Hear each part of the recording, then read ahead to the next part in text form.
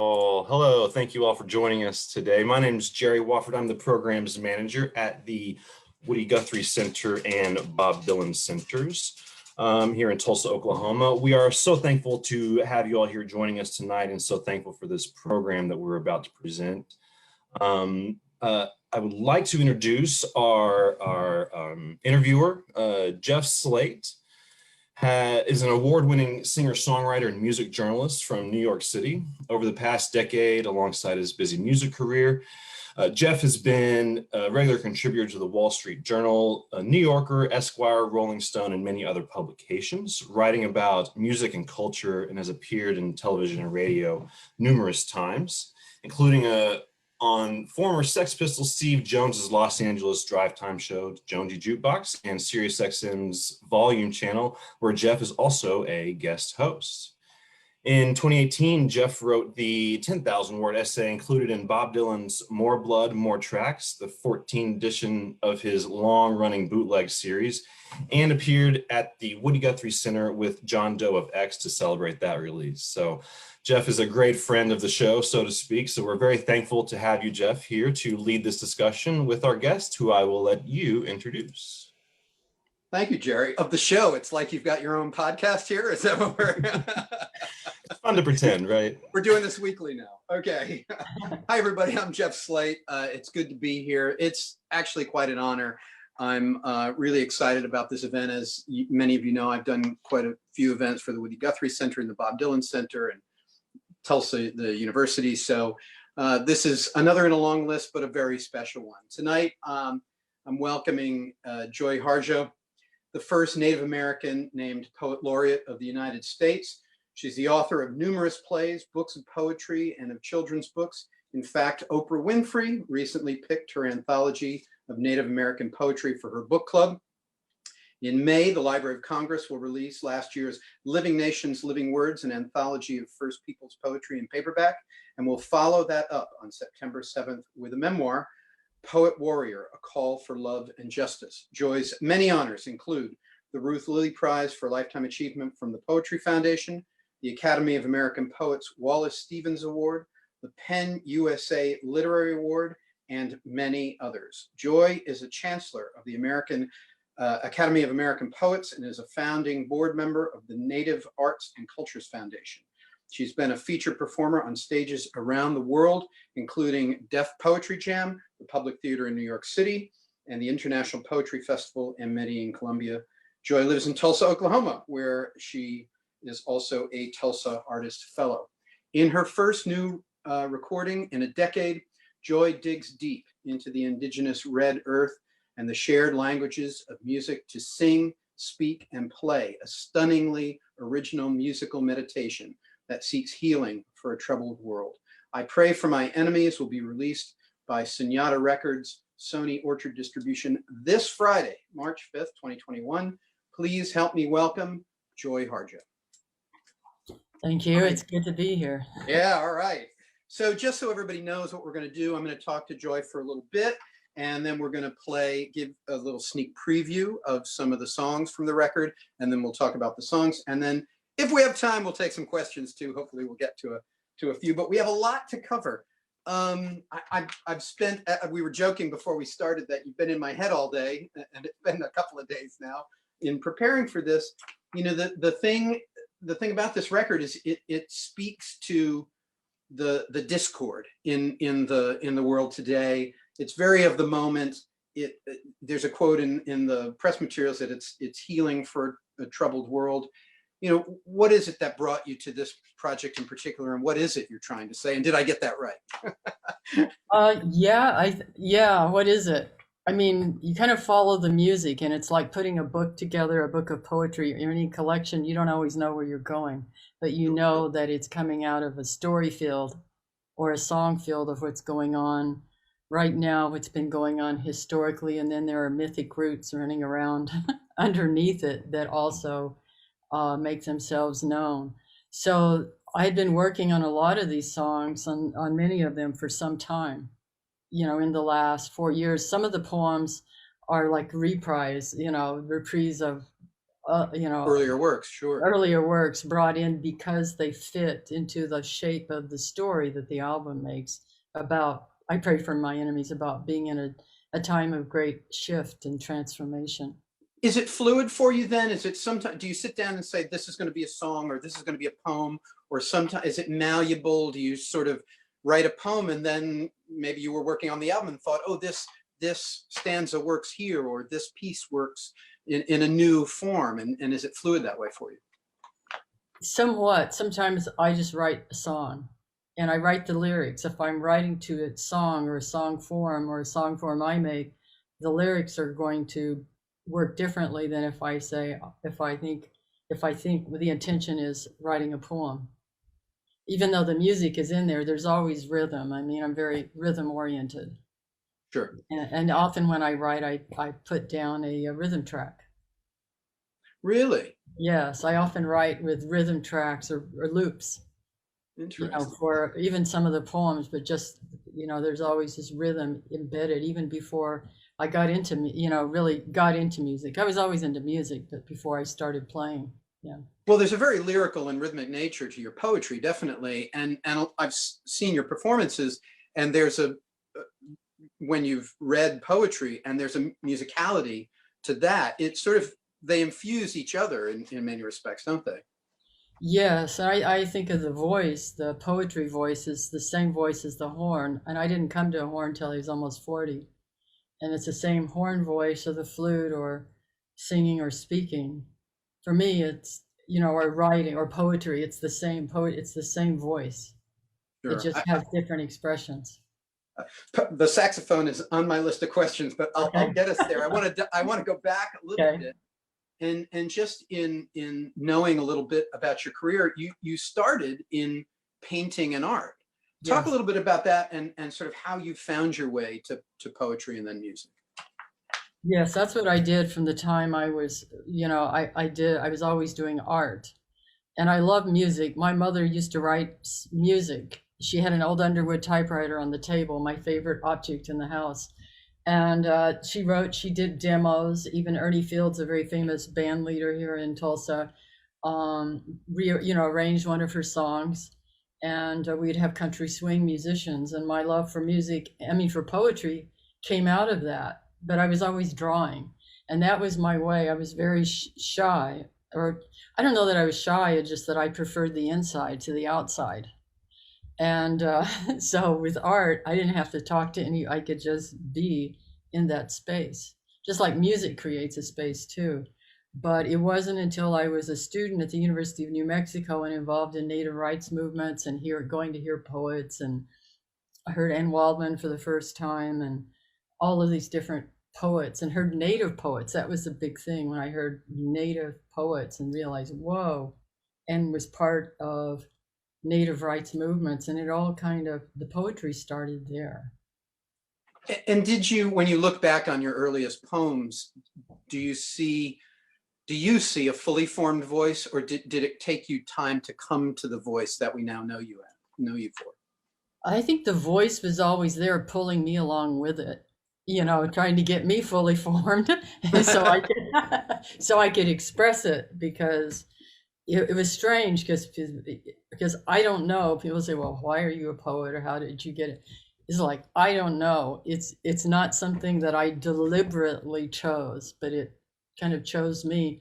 And I could always hear the music. And it's like poetry says, well, we came in with music and poetry and dance. We're married, when you say married, there's 3 of them, but we came in together, and they are together.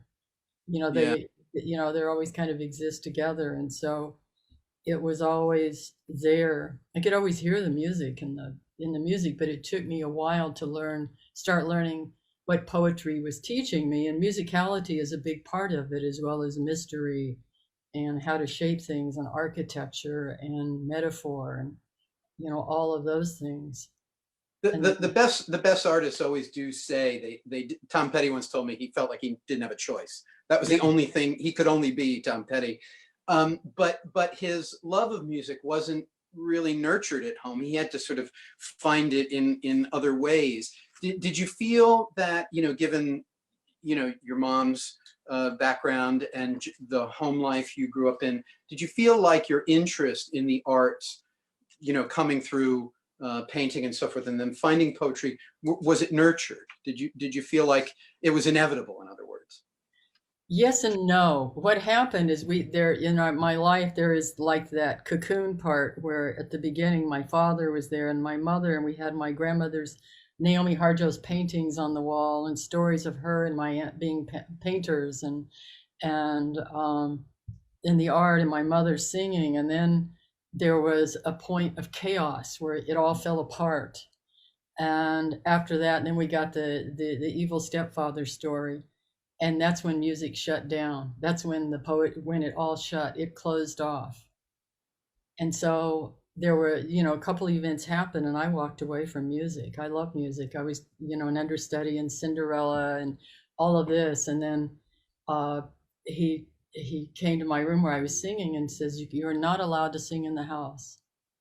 And I played clarinet a couple of years, probably on the same reed or two. I didn't know, in elementary school, and went to junior high, and the band teacher they said, "We need a couple of people to play saxophones." And I raised my hand and he says, "Girls can't play sax." Huh. So I just kind of, at that point, I thought, okay, on some level, I just walked away. Sure. And I went deep inside. I went through, a lot of difficulty around that time and after that. And it was when I was a student at the Indian Art School. I mean, well, I always loved I kept drawing and doing my art, but it was there that it all started, even the culture of it and just being, it was fed. I mean, we feed the spirit, we feed our spirit, our spirits get fed or starved. And, it all started, coming alive. Sure. That's an interesting trajectory. I didn't know that part of it. When you came to music later on, then was it sort of almost rebellious, or was it hard to sort of attach to it because you had this sort of negative connotation to it, or was it a relief when you finally sort of delved into it? I think what it is that I kept it it's like when you get your heart hurt. Sure. And so you're still guarded. And I love it so much that I still have to deal with some of the guardedness. Sure. But when I'm in it, that's how I got over horrible stage fright, I remember. And then I thought, okay, if I just listen to the music, and I think, whoa, I'm listening to the music, and then I can run, Right. because it's freeing. Right. It's so freeing. I mean, there's a lot of work to creating and to practice, and which is ongoing with everything.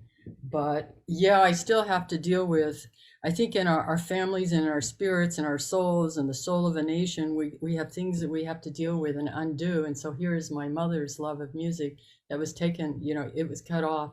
So then here I am carrying it. It's also mine. I come in with it on my own. And so I had to, there's a lot, it's been a teacher, even my saxophone is my teacher. My grandmother played saxophone in Indian Territory. I didn't have her my cousin, my uncle says, we should find her saxophone. I used to have her old saxophone around here somewhere, but I've not found it. Anyway, yeah, so there's been a blockage that I've had to walk through. Sure. You've taken a lot of inspiration from your Muskogee heritage, as well as I hear a lot of strains of Tulsa in your music and your poetry, of course. They're in many ways they're used as sort of a way to show microcosms of America, the things you're going through in Tulsa. Talk a little bit about that and how your heritage and where you live and breathe sort of comes through in your art. I see Tulsa as a music town. I've always seen it as, it's very much a music town. Of course, there's Leon Russell and long before Leon, but yes, yeah, I'm going to mention Leon, but etc. Yeah. And I always remember growing up with those songs. Take me back to Tulsa. I'm too young to marry. All that. So it's all in there. And of course, I grew up here. It's a Muskogee, part of the Muskogee Creek Nation. And it's just there. I don't separate my awareness of being a tribal member with my awareness of just being a human or horn player. But yes, of course, it just like anyone else, what your cultural stuff just comes through you. Yeah. You don't always think about it; it just is. I want to get to the record, and we are going to play some music, but I've got a couple more questions. I have to imagine there has to be a certain weight to being the U.S. Poet Laureate. You know, do you think about that at all? How do you balance your sort of poetry and your music, or do you sort of see it all on one continuum? And do you even think about the weight of it? Do you just kind of, it's this other thing that you do? You know, sometimes people in the arts think of it, that's this other person, and I put that, you know, suit of clothes on when I have to do that other thing. I think it's like that. I think I'm still like that kid who has the inside and the outside, and most of the world is the inside. Sure. I'm just me.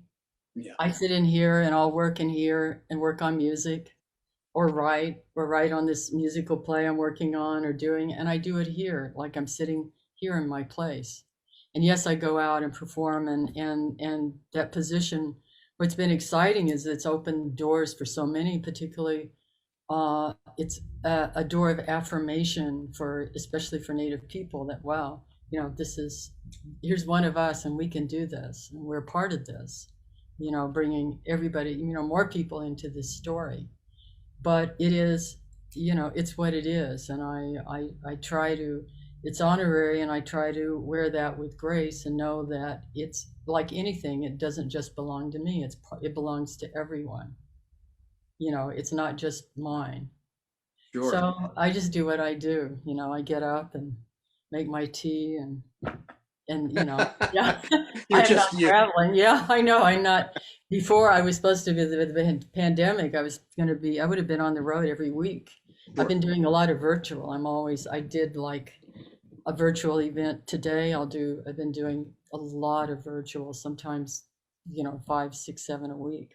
Wow. Yeah. But yeah, it's just it's part of it. You know, I've been doing poetry and running around, a lot of the same things that the Poet Laureate does anyway. Sure. But it does shift into another level, and it has made for a lot more what would you say, visibility. Of course. Yeah. And there are, you know, maybe you can talk about this and maybe you can't, but there is sort of I mean, I hear, because we talked about how it's sort of a microcosm of our times on the record, and there's a lot of grace in that, but there is a political nature to some of that as well. I would assume you have to be a little careful about that as Poet Laureate, or do you see your album as something completely different and away from that, guys? I think what I've always done with politics, I always remember a story in a Leslie Silko novel where the grandmother who has seen, and I'm probably the age of that grandmother in the story now, is sitting there looking at all these stories the kids are bringing in, things going on in governments and all of that. And she says, well, some things, it's like the same story. Basically, here we are in this, and you can get caught up in the momentary and tough politics of it. And it's important that we engage. But then I have to, and I because of the nature of the voice of my poetry or my art, I have to engage with it in a particular kind of way. It won't let me, you know, there's a part of me that would get in the ring and just duke it out. But my voice, the poetry voice, it has its rules and it has its responsibilities, even as it has incredible freedom within it. And it says, this poetry or this voice or this music, it's something larger. You know, if we're going to work for you, if we're going to work with you and through you, because I'm, you know, it's not about me. I'm bringing something forth that's a lot much larger. If we're going to work through you, then you cannot be small-minded. Right. And so the poetry and the music, and I think that's what the album is doing, is saying, okay, here we are, and all of us are here. This is, I pray for my enemies, and the last part of that, well, you know, if you open the door from your heart, basically there will be no one, you know, there's ways to negotiate. There's ways. Yeah. Well, and it's funny too, because you were saying I was being, I think, much more literal minded in, you know, I was reading the lyrics and listening along. I think I was being very literal-minded, but as you were talking, I was thinking, if I cycle back to 10 years ago or 20 years ago or any time in history, the songs could resonate just as well. They are, for any time and all times, as well as this moment. So well done. No. So, but let's talk a little bit specifically about the records. One of the things that for any, sort of more casual fan or a fan of music more in general, there's a lot of amazing collaborations on this record. Barrett Martin, your producer and engineer, plays a huge role in this, but you've also got, and this is an enviable list of collaborators, Peter Buck from REM, Mike McCready from Pearl Jam, Chris Novoselic from Nirvana, Rich Robinson from the Black Crowes, not to mention some of your family members, of course, we can't forget them. Yes, always. Talk a little bit about the process of making the record and how those artists, you came to work with them, because it's an amazing list. Yes, and Barrett has worked with those guys through the years, but the whole album started with the song An American Sunrise, and Barrett was working on kind of a ethnomusicological book that's it was more like a memoir, but where I'd been in music and what I'd been taught, and the Singing Earth, that's what he calls it, that's the name of it. And he says, well, I have a spot here for a contemporary Native song. And I thought, okay. So at one point, because we've been friends for some time, and we were both in Albuquerque at one point, and we went down to a friend's studio, and he was recording some drum tracks, and I had some shakers and was doing stuff. So I had those. I said, okay, I'll make a song. So I went and pulled out some of those tracks and then recorded saxophone. It was an earlier version. I had a different sax. I redid the sax, but it was the same voice on there that I recorded. I just record on my kitchen table. I have anybody can, anybody can, record. Yeah. Anybody can make a record now. Yes. So, and then I sent it to him, and he did his magic with for the album. Of course, he redid all that, so we could, redid the drums and so on. And that's how it started. But that first version was like a few years. Every once in a while I'd hear from Barrett, are you ready to do an album yet? You ready for your album? You want to, because I wanted to do another, of course, I'm always working on things. And so then, and I was talking to different people about it. And then I decided I'm very analytical. So I analyze things, and I'm also intuitive. So I thought, he said, it was like in July, I have my studio set up here. I'm up here in Port Townsend. If you have a week, come up here and we'll lay down foundation tracks.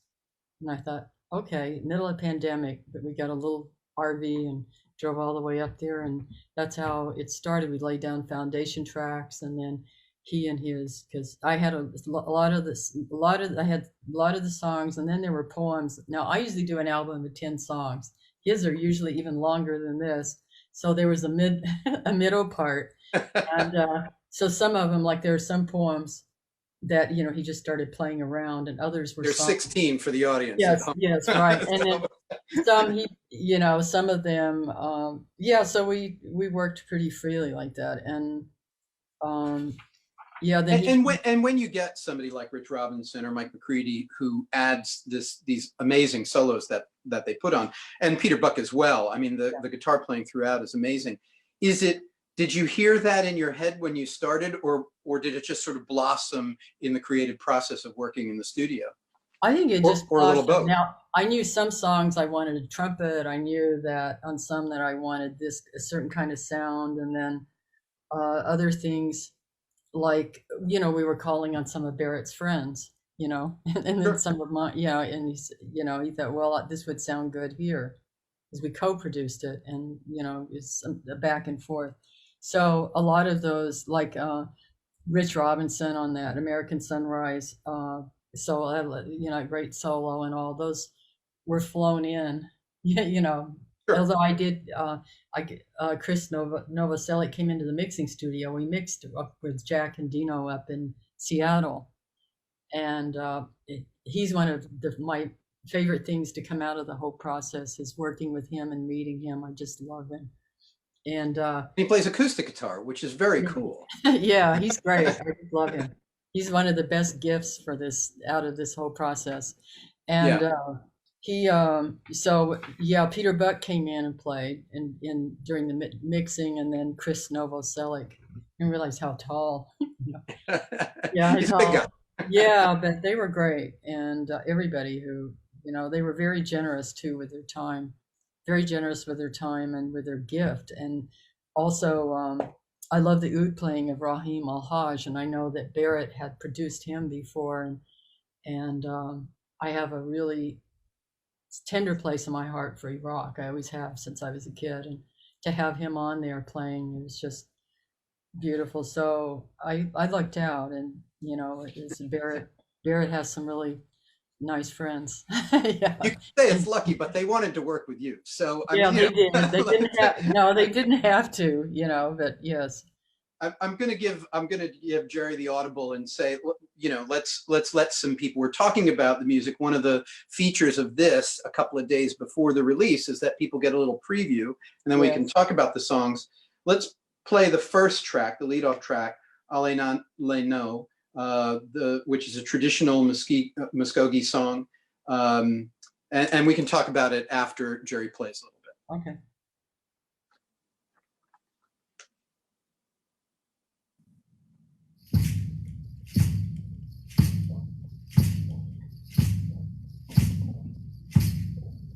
This song was taught to me by my cousin Joe Sulphur. It's a welcoming song, saying something like, we were brought here by the old ones and they're always watching out for us. Ale na le no, ale na le no, ale na le no, ale na le no. If we need to go lay, ale na le no, ale na le no. Ho bunny, ale na le no, ale na le no. Ajalugi magongi, ale na le no. Hey yongi goli. We're here to celebrate life. It's so short. We're put here to love and take care of each other. So, ho bunny, let's dance.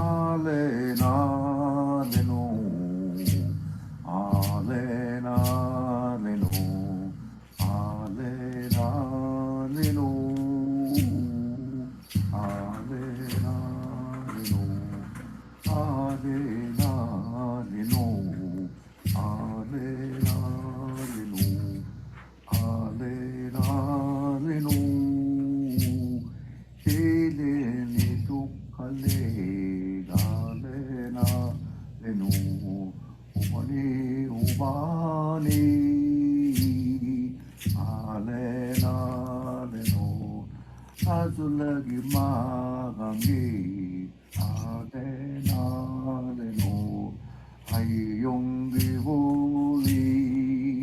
Brilliant. Yeah. I love that. And I think it sets up the mood for the record. And you know, from my vantage point, I'm just a listener here, but it's bringing in the oral history tradition of Native Americans right there at the outset. I mean, was that intentional, or was it a happy accident? Or tell me a little bit about that track and why you chose to lead off with that one, other than it being great. I asked my cousin Joe for a song. I said, well, I travel all these places and I want to have a song that I can sing to people. And so he taught me that song. And so I had wanted it, you know, I sang it. I recorded it before we went in the studio, and then I wanted to speed up Let's Dance. I've done that on another tune where I like doing that. I love to dance. Anyway, so we speeded it up, and then as we were working on it, I said, you know what? I pull up my iPhone. I said, I have him teaching me that song. So then I shot it over to Barrett and said, let's put this at the end. And then it says a lot, because it says, yeah, we're still here. We still do our songs, and it goes on. It's not, we're not static. No, you know, we're living peoples. We're not, you know, it's not a static culture.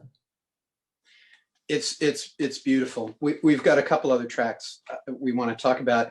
One of my personal favorites, Rabbit Invents the Saxophone. There's a lot going on here. There's the trickster imagery and the history of the saxophone. Let's play that one, and we'll come back and talk about it.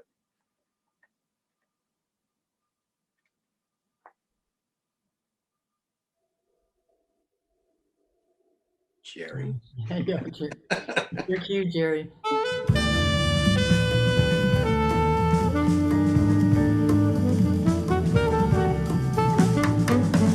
When one of the last trails of tears wound through New Orleans, Rabbit, that ragged trickster, decided he wanted to be a musician. He was tired of walking, and they had all the fun. They got all the women. Fans gave them smokes, drinks, and he could have all kinds of new friends to do his bidding. But Rabbit hadn't proved to be musical. When he led at Stomp Dance, no one would follow.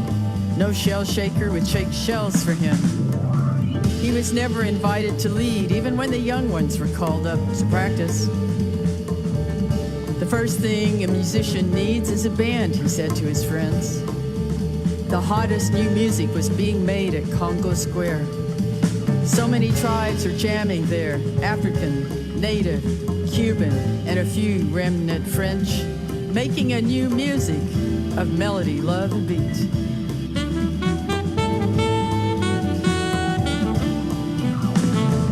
Rabbit climbed up to the stage but had nothing to offer. Just his strut, charming banner, and what looked like a long stick down the tight leg of his pants. Musicians, our musicians, no trick will get by. You either have it or want it. Nothing else will fly. Do you know any songs? What can you play? Can you sing? Do you have a piano, tuba, or strings? Began vamping. What can this rabbit cat do? Is he gonna blow hot air or fart in the rain? Rabbit turned his back to the band like that genius Miles Davis. Pulled out his stick, he made a horn with his hands. The stick is so special, bragged Rabbit as he turned back to the jam. No one else has one like this. You've never heard it before. It's called a sax, phone. Rabbit's newborn horn made a rip in the sky. It made old women dance and girls fall to their knees. It made singers of tricksters. It made tricksters of players. It made trouble wherever it sang after that.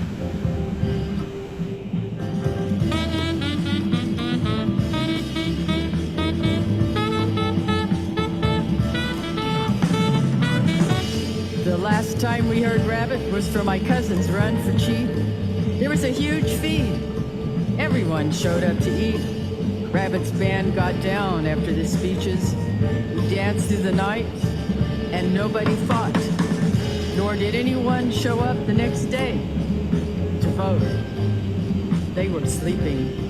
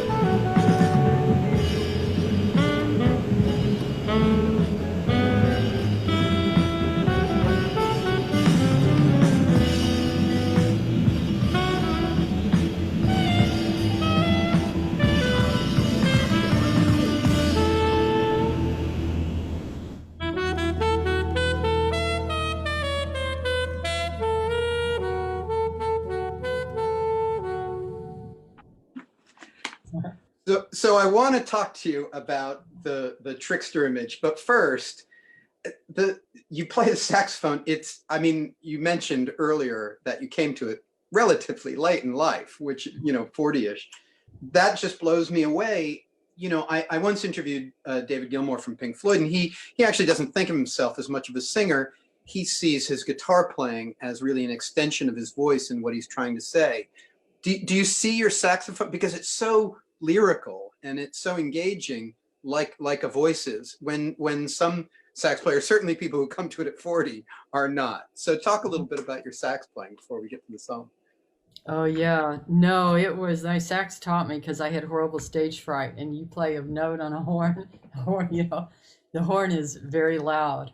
Gets everybody's attention. Yeah, you cannot mistake it. So it was like, okay, I'm going to teach you. And it doesn't make sense if I'm a poet, singer, whatever, the horn taught me to sing again, but it's, you would play a guitar, or ukulele, you're not going to play a saxophone. So that makes no logical sense. Yeah. But I love the sound. I've always loved the sound of the horn. And then Gato Barbieri, I remember hearing him for the first time at Sandra Cisneros' house in Chicago with her 6 brothers, and they were playing Gato Barbieri, and I thought, oh my God, who is that? And then of course Coltrane is like, it's always learning, and but yeah, it doesn't all make logical sense to be playing, at the time, but there's something, it's compelling, just like poetry. It's very compelling, and I like what it can do. And I know that I don't call myself a jazz player. I love jazz, obviously, but I remember I had to do an event with Oliver Lake as a poet, but I was playing some music, and his band said, yeah, we will play with you anytime, but we can tell that you've not learned the traditional, in the traditional streams, people usually learn a track, there's classical, Sure. European classical track, or there's, a classical jazz track. I mean, and I like a lot of those tunes. I reference them. You can hear bits of them through there, which is what you do when you improvise. But I just follow my voice, and I know it's not what everybody else plays. It's its own. It makes its own path. And it's, you said improvised. It begs the question: do you are they composed? They're so lyrical in nature. Do you compose them at all in your head, or are they really extemporaneous? I try to get ready for. I do, and then some things you work to your limitations. In other words, yeah, I try to get things down, and then when I get out and start listening to the music, well, it's never the same way twice. Yeah. It's a different day. It's just a different feel. The audiences are different, or just the day is different. So I respond. I mean, I can keep to, I can remember, I can keep to, I can play Girl from Ipanema, and I can play these different, I have a lot of things I play that I can play the head for, but what I like is I can't hold whole solos or repeat a whole solo. I just have to do it differently. I want to talk to you about the trickster image. There are a lot of trickster images in literature, and especially in Native American storytelling. Why the rabbit in this one? He's a trickster figure for our Muskogee Creek people, Chofi. And for some people it's coyote. And I was thinking as I was listening this time that I was really influenced when I started writing poetry. I was a student at University of New Mexico and listening to a lot of Leslie Silko's poetry. She's known as a novelist, but I know you were her poetry, and Simon Ortiz, and they told a lot of coyote stories. And I know Leslie had written one out where, it was about a politician. There was a trickster story, but a politician coming in and buying up votes, and then nobody voted for him, bringing turkeys to everybody's houses, and then they never showed up to vote. So I was thinking, that's where I got that at the end, where the rabbit's playing at an event. Right. But, yeah. Let's go on to another one. Jerry, I'm cueing you. Another one of my favorites here. One Day There Will Be Horses. For people who are just hearing this for the first time, it's a real story song. So sit back, pay attention, and then we'll come back and talk a little bit about this one. Beautiful trumpet by Dave Carter. Thank you. Yeah.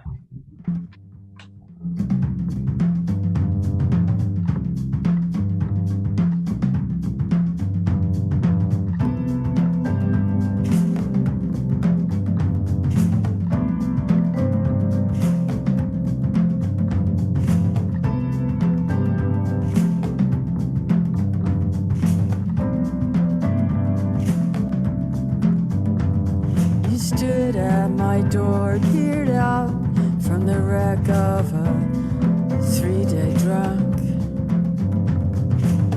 Your eyes said, good man, works with hands and wants a chance. You wanted a ride to the other side of town. No way to walk the bridge over Pocock Creek. One day I will be rich. One day I will be lucky. One day I will have horses.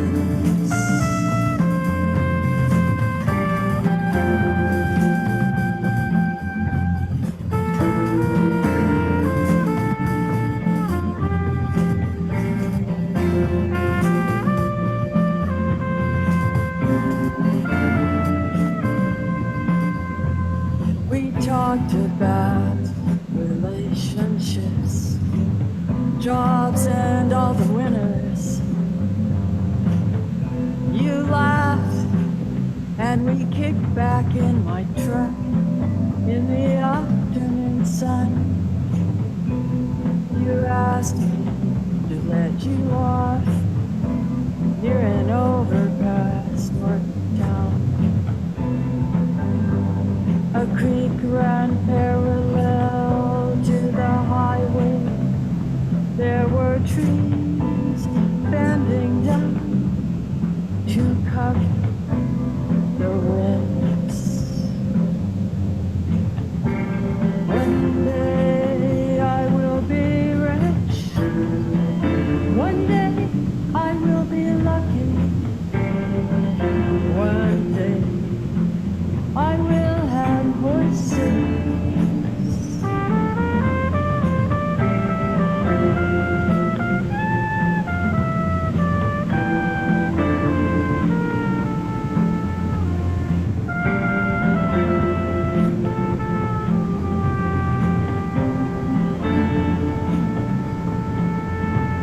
When I look back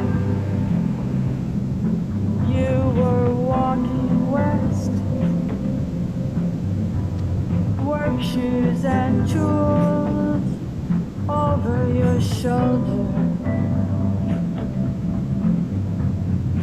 A little rain began to fall from sparse, lucky clouds. Did you find a place to sleep?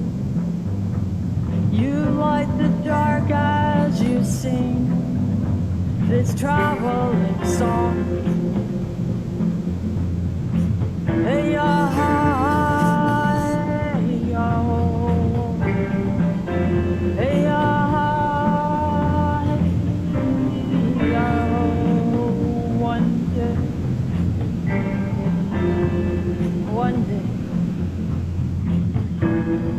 I will be rich enough.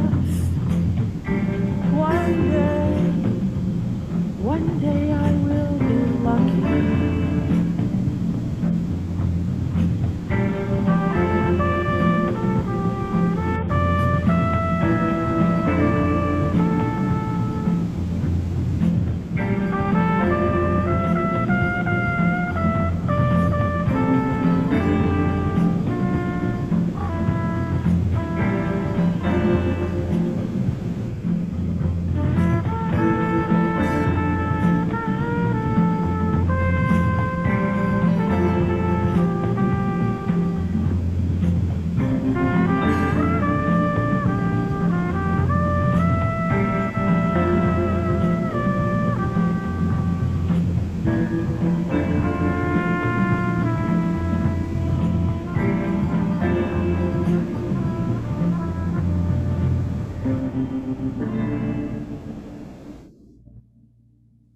Beautiful.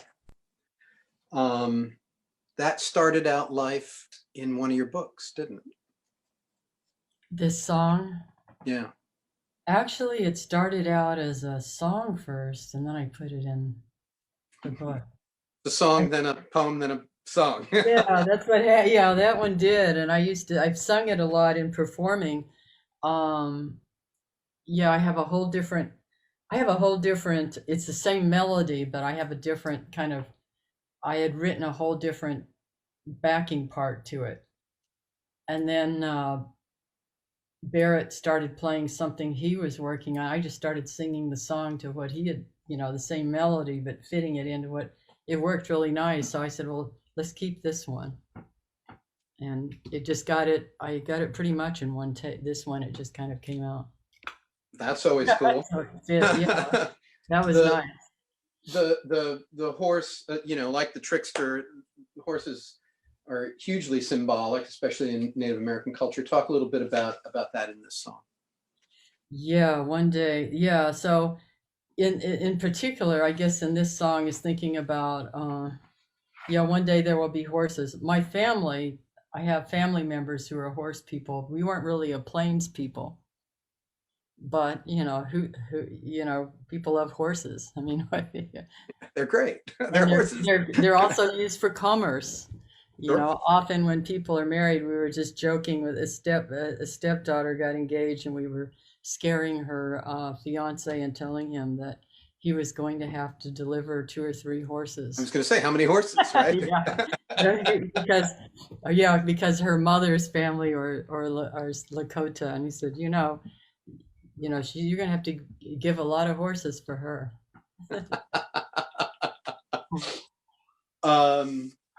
Let's do one more, and then I think we have a little bit of time for questions from the Facebook crowd.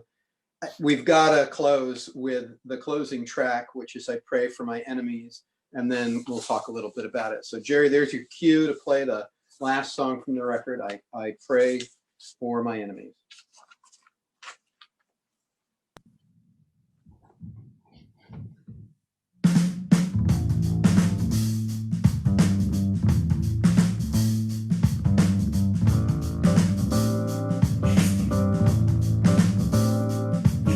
This morning I pray for my enemies.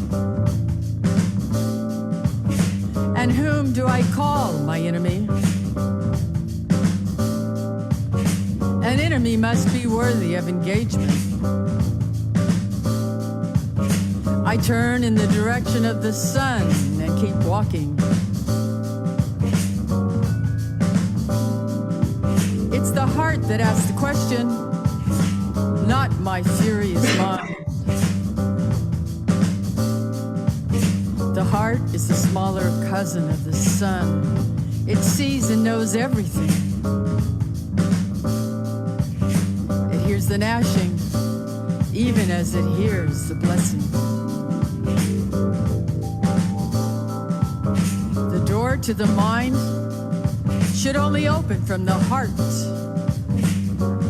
An enemy who gets in risks the danger of becoming a friend.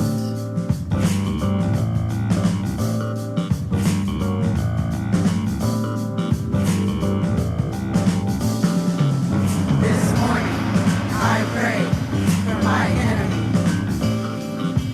And whom do I call my enemy? This morning I pray for my enemy. And whom do I call my enemy? This morning I pray for my enemy. And whom do I call my enemy? This morning I pray for my enemy. And whom do I call my enemy? This morning I pray for my enemy. And whom do I call my enemy? This morning I pray for my enemy. And whom do I call my enemy? This morning I pray for my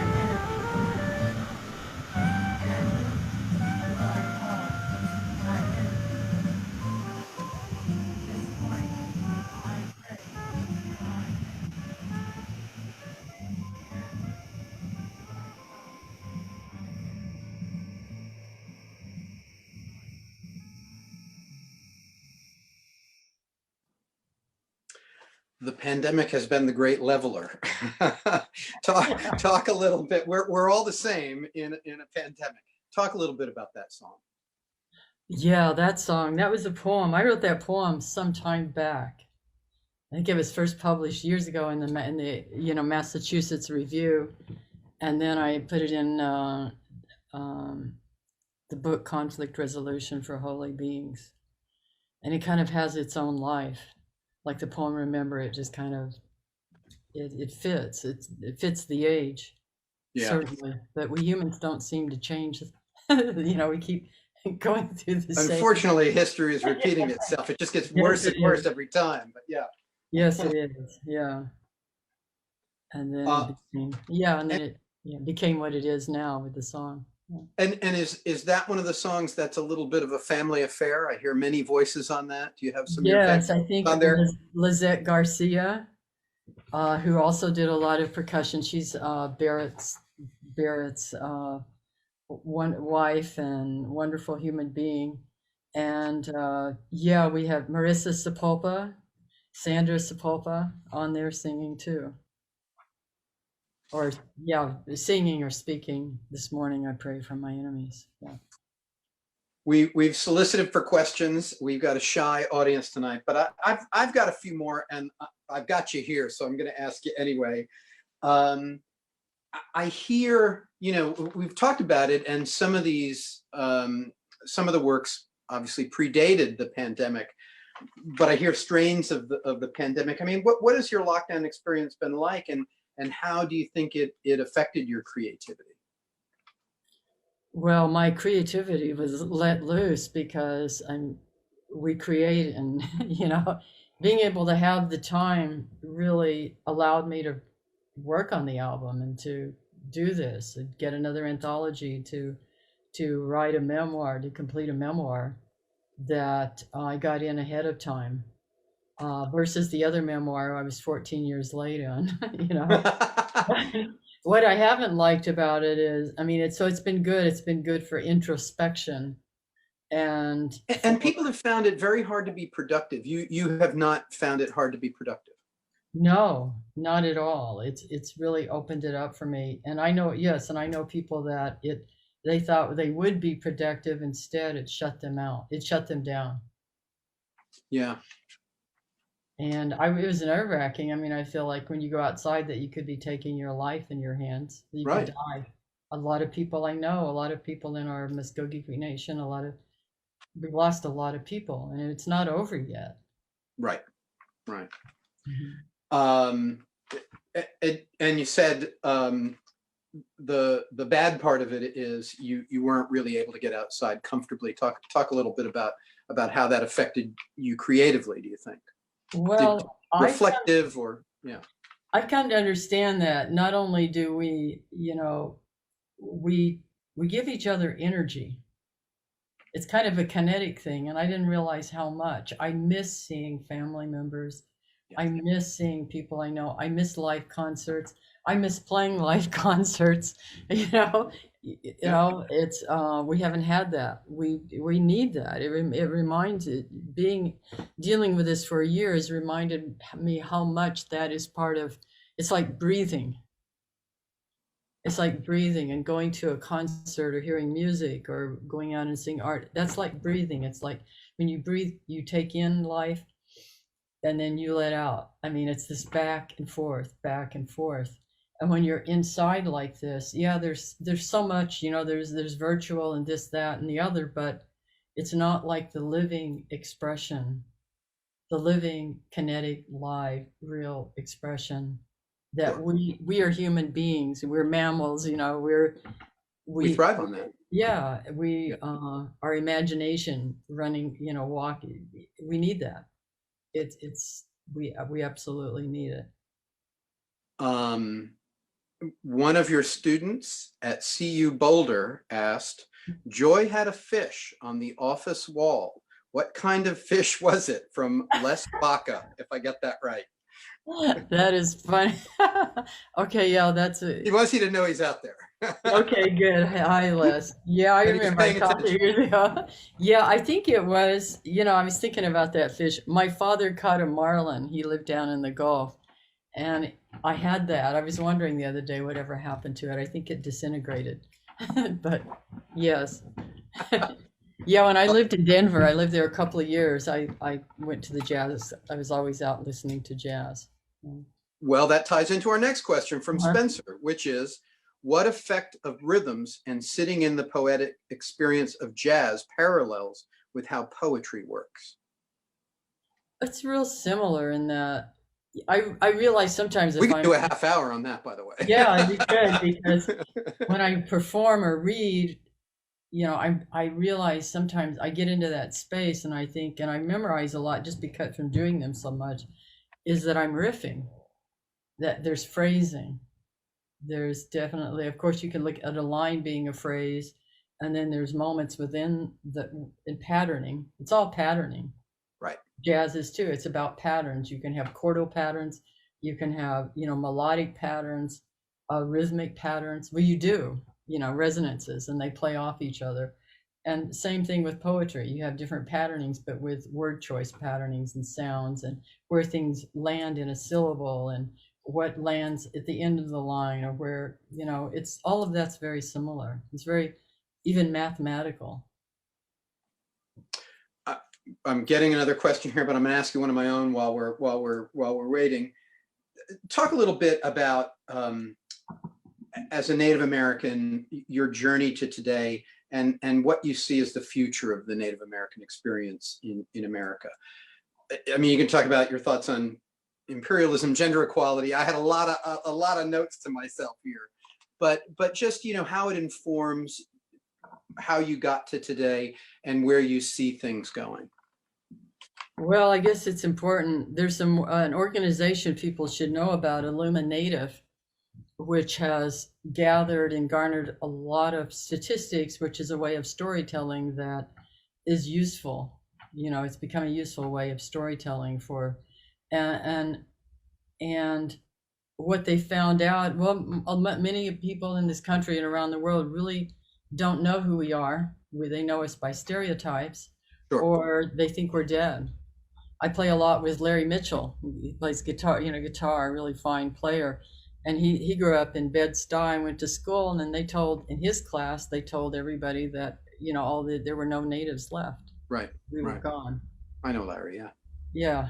And that's just not, and that has to shift. But we see that kind of thinking all throughout, in our education, this thinking that one, there's a hierarchy and we don't contribute, or we don't have, that's just not so. We've been disappeared in the history and the story of America, because if it's really true that we are here and all of the Western Hemisphere is indigenous, it shifts the story tremendously. Yeah. And the story, and that's what's been coming up, in this last year, the last 4 years, the last 100 years, that the story has to shift, so that we realize that it has to be respectful, and we realize that we have a part that all of us have a part in. So certainly the earth, and care of the earth, all of us do, because we are essentially the earth. And that it's also important that people know we're many, many different tribal nations. We're not all the same. We're different in our families. There is diversity, even within our own peoples. There's diversity. Some of us are bull riders. I always liked what the Blackfeet writer Jim Welch said, that he became a novelist because he couldn't ride bulls as well as his cousin. And I think, okay, I do what I do, and Right. my brothers Related to that. my brothers are good at fixing cars, but we're people, we're human beings. And I remember being a student at the University of New Mexico, and we were doing, social justice acts for, basic, for in our tribal communities and in the community at large. And I remember coming up against that all the time, about this not being human, or being less than, or the lack of respect, or even seeing us. And I remember thinking, as I was starting to write poetry, and I was painting, and I thought, if I get to the end of my life, when I get to the end of my life, I want people to know that we are human beings with dignity, and with our cultures are rich with understanding and ideas that would benefit. So that feeling of invisibility was almost a catalyst in many ways, Yeah. for a lot of your work. Probably, or just just loving to, it's there, right? Just saying, in whatever, because I know Native people come up against this all the time. Well, people are surprised to have a Native sitting next to them. Most people, are sitting next to them being a ballerina, or a poet, or teaching school, or we're human beings with all those expressions, and yet we have something very particular to offer, especially in this country. Yeah. And a completely different world experience, Mhm. Yes. We have a question, and we're going to end with this question for folks out there in Facebook land, with a question from Lori. Could you explore what the prayer is, an actual thought in language, or is it something else? How important is music for the prayer? And I'm not sure what she means by the prayer. The prayer. I pray for my enemies. Oh. So run the question by me again. Sorry. Sure. Could you explore what the prayer is, an actual thought in language, or is it something else? And how important is music for the prayer? Well, I think singing lifts things. Singing, if you sing something, it literally lifts something up. And music is like that, versus speaking or even reading something on the page. A prayer is a kind of entreaty. It's words going out to shift, or to make change, or to bless. And we all have that capability to bless within us. And I want that with the music. Or the poetry to go out into the world. And I think most song, I like to think that John Coltrane, his horn, he was always moving. His horn was another part of him, and he said it, and I don't remember the exact quote about his, it's being a prayer. He's reaching out to touch the sacred, to be to touch the sacred, to speak with the sacred, to sing with the sacred. That's the prayer. That's the music. A great note to end on. Joy, I want to thank you so much. I want to say thank you to the Woody Guthrie Center, the Bob Dylan Center, the Tulsa Arts Council, and remind everybody that I Pray for My Enemies is out on Friday. You should pick up a physical copy, and you have a few books coming out too. Your memoir is due in the fall, and there's the anthology coming out in May. So people should watch your social media and their favorite independent bookstores and music stores. We want to support those people out there. But I want to say thank you. This was a fascinating conversation. I could have done this for another hour, but the questions get harder the longer we go. So, I'll let you off the hook. But thank you very much. You have any closing thoughts? No, thank you so much for everyone. And Magic City Books is the bookstore in town, and I haven't talked to them yet, but I can take CDs over there. I know a lot of people digitally download these days, but I can talk to them and have CDs available over there. Beautiful. As artists, we like you to buy physical product. So yes. I'll advocate purchasing physical product. That is how we make our livings. Anyway, thank you very much, Joy. And thanks to everybody who helped put this on. Jerry in the booth up there. And as I said, the Woody Guthrie Center, the Bob Dylan Center, and the Tulsa Arts Council. Thank you very much. For myself, Jeff Slate, and Joy Harjo, have a great evening. Have a great evening. Thank you.